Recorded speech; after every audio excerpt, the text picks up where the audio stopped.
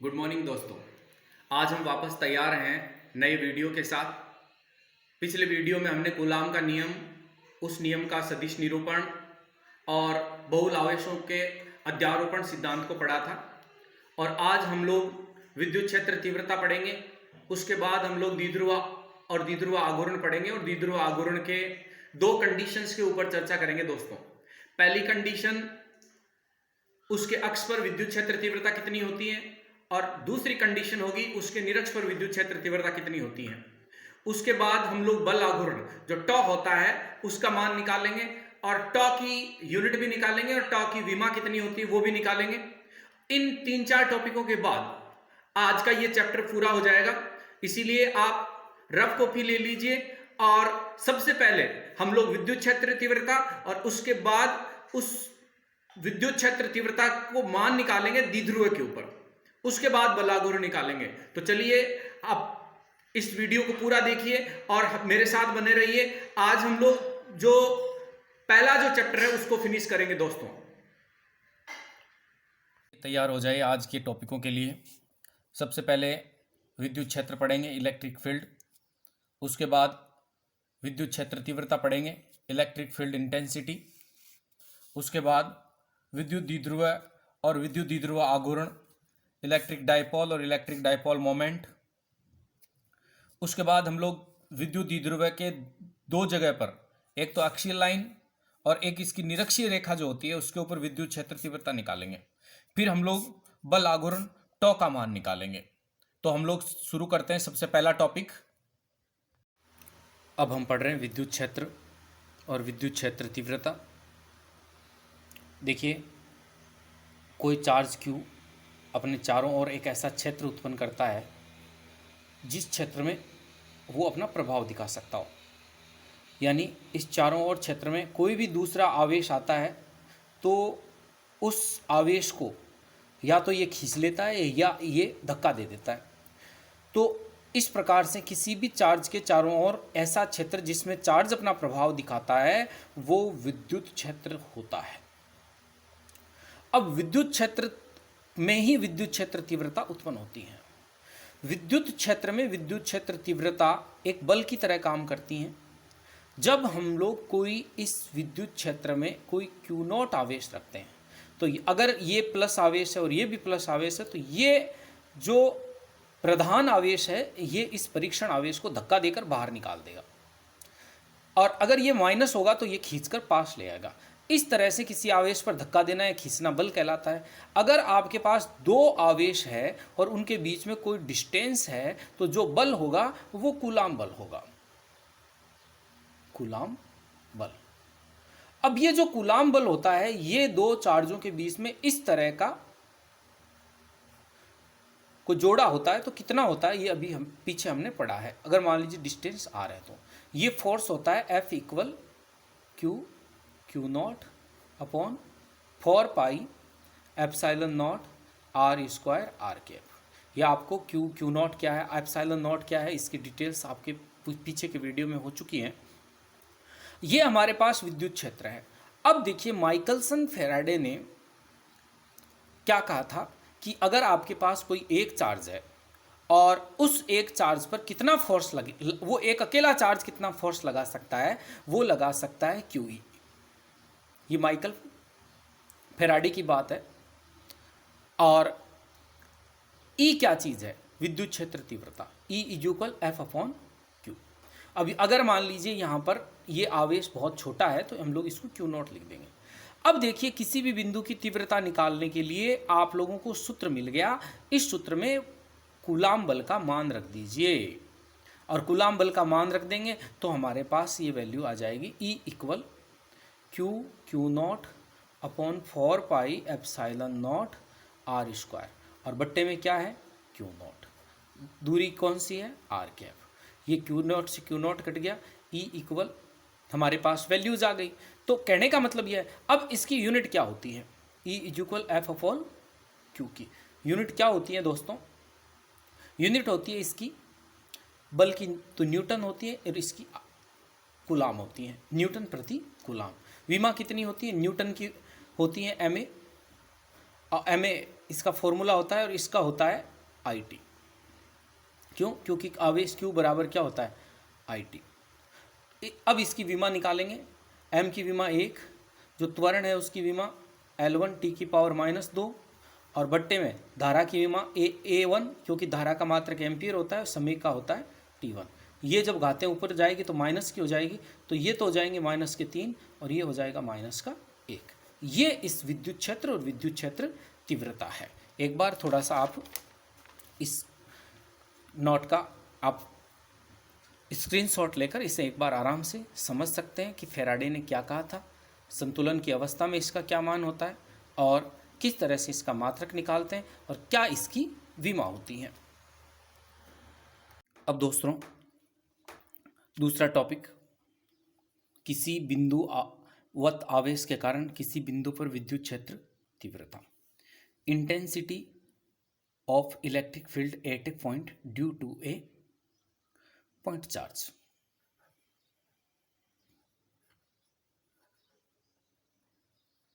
Point charge ये मान निकालना है। तो आप देखिए, आपके पास एक चार्ज है और इस चार्ज के कारण एक दूसरा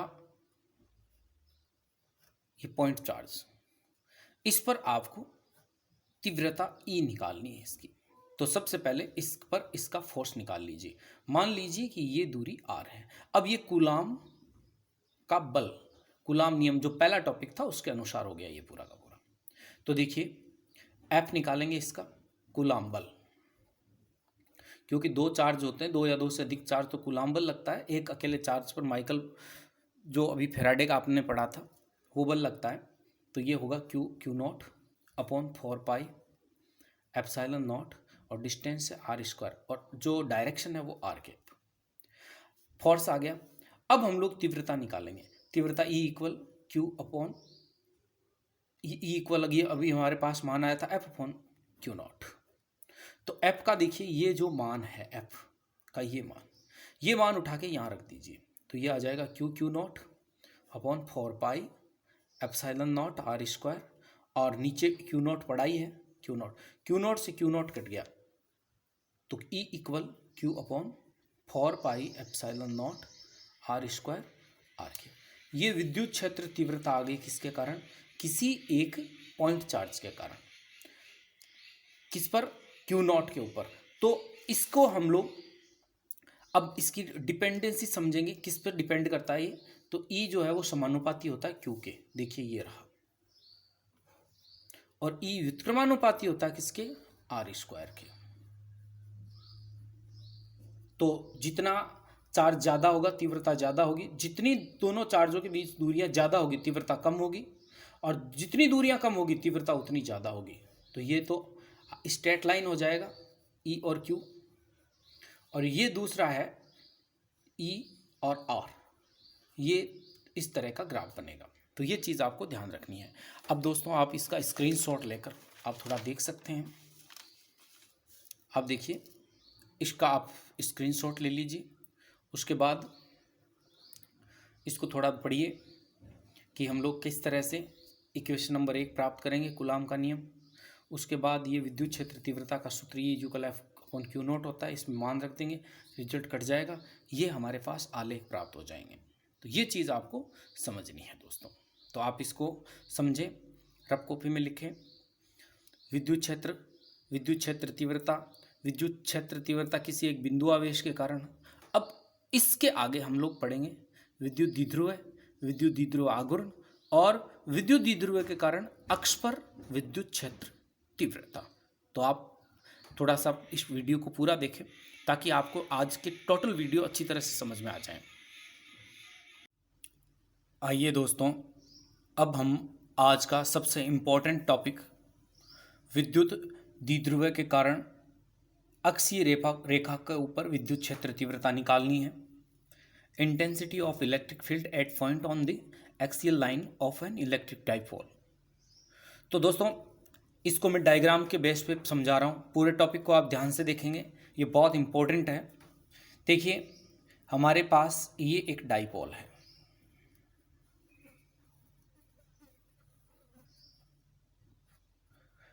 ये डाइपोल, ये इसका सेंटर है, ये इसका अक्ष है डाइपोल का, और ये इसका निरक्ष है। तो निरक्ष की तो अभी हमें बात ही नहीं करनी है, अक्ष की बात करनी है। तो ये इस डाइपोल का सेंटर पॉइंट है। इस सेंटर पॉइंट से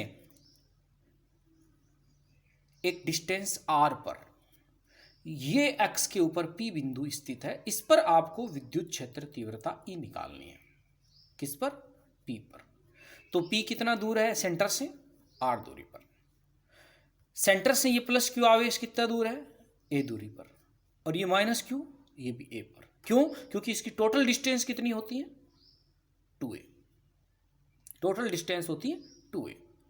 अब देखिए हम लोग माइनस Q आवेश, जो माइनस चार्ज है, वो हमारा जो प्रेक्षण बिंदु है, टारगेट पॉइंट है, उससे कितना दूर है? उससे दूर है, ये दूरी हो गई a और ये दूरी r, तो ये है r प्लस a डिस्टेंस दूर।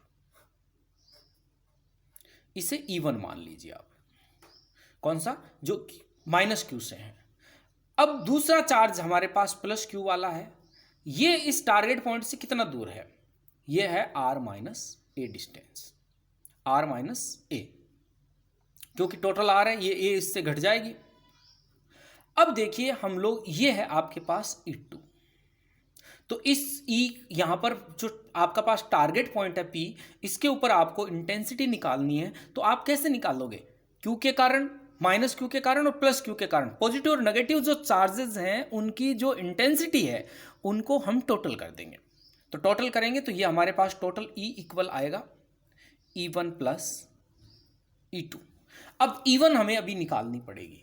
तो E1 अभी हमने पीछे एक फॉर्मूला निकाला था, E equal Q upon 4 pi epsilon not r square r के। ये किसी एक आवेश के कारण r दूरी पर विद्युत क्षेत्र तीव्रता होती है। तो a आवेश, एक q आवेश के कारण r दूरी पर यह तीव्रता है, तो आपके पास r प्लस a दूरी पर कितनी तीव्रता होगी? तो यहां पर जो चार्ज है r, वो माइनस है, तो minus Q upon 4 pi epsilon not r plus a का स्क्वायर, और इसकी डिस्टेंस भी r के अनुदिश है। तो अभी एक बार डिस्टेंस की हम चर्चा नहीं कर रहे हैं, क्योंकि लास्ट में जब हम फाइनल जो इक्वेशन लिखेंगे उसके अंदर हम लोग डायरेक्शन दिखा देंगे। ये हमारे पास इक्वेशन नंबर 1, और दूसरी है E2। E2 equal, E2 plus में आएगी। क्यों? क्योंकि चार्ज प्लस का है, Q upon 4 pi epsilon not, और जो बीच की डिस्टेंस है वो कितनी डिस्टेंस है? बीच की जो डिस्टेंस है दोस्तों, वो है हमारे पास r, वो डिस्टेंस है दोस्तों r माइनस a, और ये आ जाएगा स्क्वायर में। ये इक्वेशन 2 हो गई। अब इन दोनों के E1 का और E2 का मान यहां रख देंगे। तो एक बार माइनस में, एक प्लस में है। तो आप देखो, इसको ऐसे भी लिख सकते हो आप, E इक्वल, क्योंकि ये माइनस में वैल्यू है, तो माइनस E1 और प्लस E2। तो ये E2 माइनस E1 हो गई।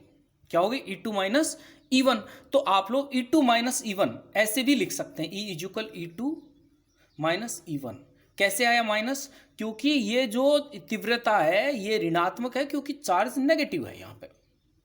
तो दोस्तों अब हम लोगों को मान रखना पड़ेगा टोटल E इक्वल E2 का मान यहां से देख लीजिए, Q upon 4 pi epsilon not r minus a का square minus Q upon 4 pi epsilon not, और ये वैल्यूज, क्योंकि हमें इसमें देखिए आप माइनस का यहाँ पे मान समझेंगे तो फिर यहाँ पर रखते ये प्लस हो जाएगा। तो आप लोग ये समझकर ही इसमें, यानी मैंने यहाँ पे समझाया है, मान आपको इस बेस पे ही लिखना है।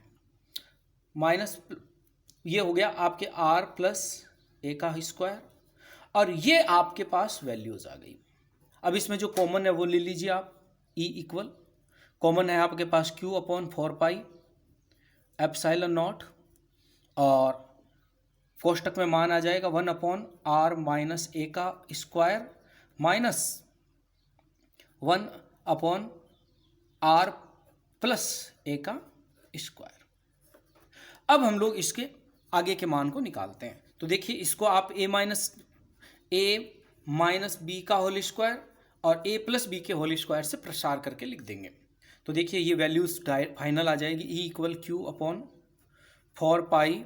ध्यान दीजिए यहाँ पर आपको ध्यान देना बहुत ज़्यादा जरूरी है, क्योंकि मेन जो अटकने वाला पोर्शन है वो यही है, एप्सिलॉन नॉट, क्योंकि ये पूरी की पूरी घटना जो होती है वैक्यूम में हो रही है।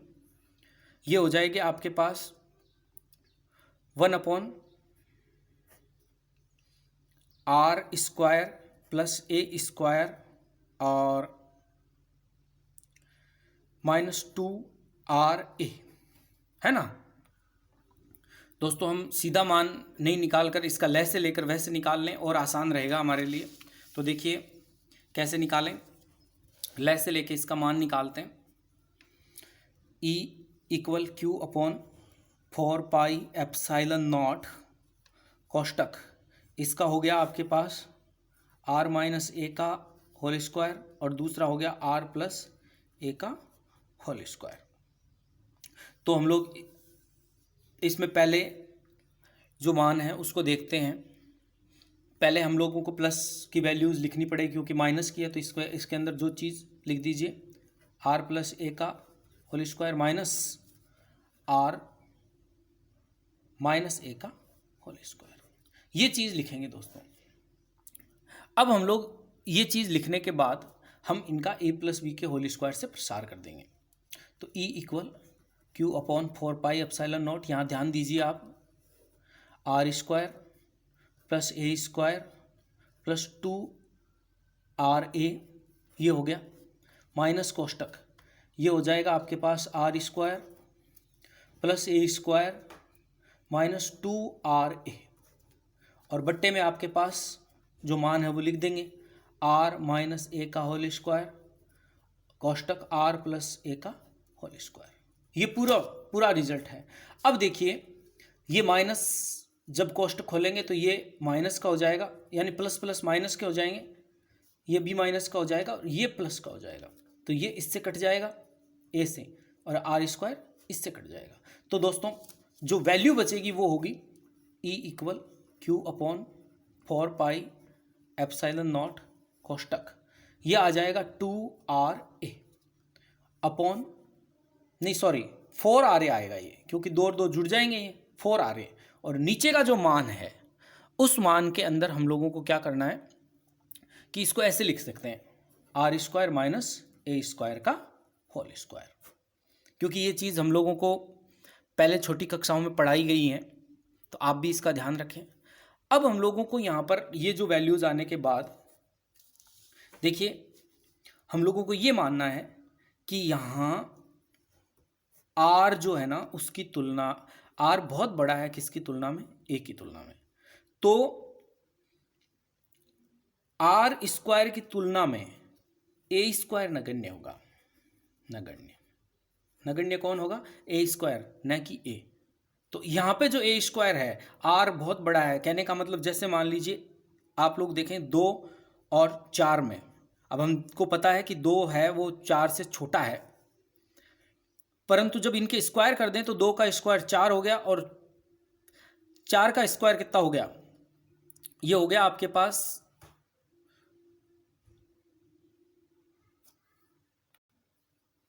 16। तो देखो ये जो वैल्यूज हमारे पास, यानी अब इनमें डिफरेंस बहुत ज़्यादा आ गया। तो दोस्तों ये वैल्यूज हो जाएगी आपके पास E इक्वल 4arq अपॉन 4 पाई ε0 r की पावर 4। क्यों, क्योंकि ये जो a है स्क्वायर है ये 0 हो गई। अब इससे r से ये कट गया तो हमारे पास वैल्यू आ गई 4aq अपॉन 4 पाई ε0 r3। अब दोस्तों हमें ये देखना है, हमने अभी द्विध्रुव आघूर्ण निकाला है, वो होता है P इक्वल 2aq। तो ये जो वैल्यू है किसके बराबर है, ये 2p के वेक्टर के बराबर है। कौन, 2p वेक्टर इक्वल 4aq, क्योंकि इसको 2 से गुणा कर दीजिए। तो ये हमारे पास आ जाएगा E equal 2p vector upon 4 पाई ε0 r क्यूब, ये आर क्यूब है। अब हम लोग इसकी डायरेक्शंस की बात करते हैं। तो इस विद्युत क्षेत्र तीव्रता की जो डायरेक्शन है, वो डायरेक्शन जो हमारे पास डिस्टेंस है, उस डिस्टेंस, जबकि हमने यहाँ पे पी ले लिया तो हम लोगों को यहाँ पे पी कैप लिखना पड़ेगा। क्या है ये? द्विध्रुव आघूर्ण है। ये चीज़ आपको ध्यान रखना है।